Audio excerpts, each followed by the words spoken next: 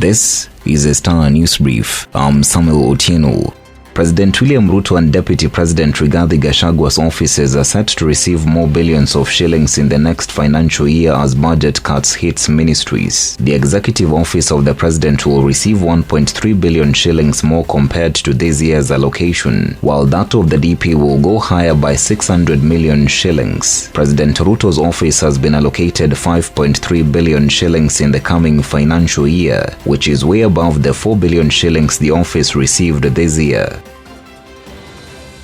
Get a copy of the Star by subscribing to our e-paper for only 40 shillings through www.mgazzetti.com.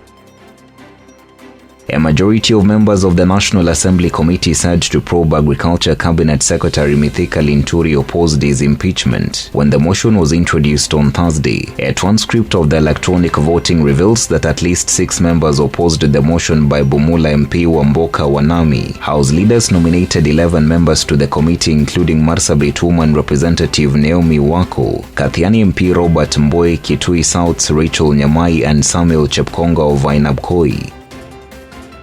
President William Ruto on Friday directed schools reopening to be postponed until further notice owing to the flooding crisis. Heavy rains have caused massive flooding, with rivers bursting their banks and dams spilling. The postponement, he said, follows a warning by the Meteorological Department that the flooding situation is likely to get worse. Schools were initially set to reopen on April 29th, but this was postponed by a week to May 6th due to the flooding crisis.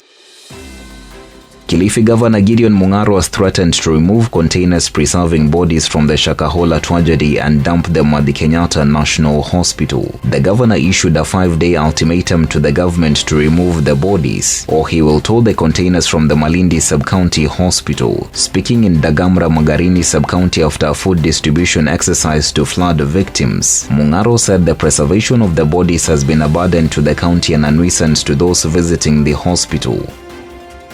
A total of 28 miners lost their lives in the Maimahiu Dam tragedy as the death toll hit 52, with search and rescue operations expanded to nearby dams. This came as the Ministry of Water embarked on the process of mapping out all mega dams, amid reports that many had filled up and were spilling water. According to the CS for Water Zakaria Njeru, the ministry was on high alert as the heavy rains continued to pound parts of the country, leaving a trail of destruction. Get a copy of the Star by subscribing to our e-paper for only 40 shillings through www.mgazzetti.com.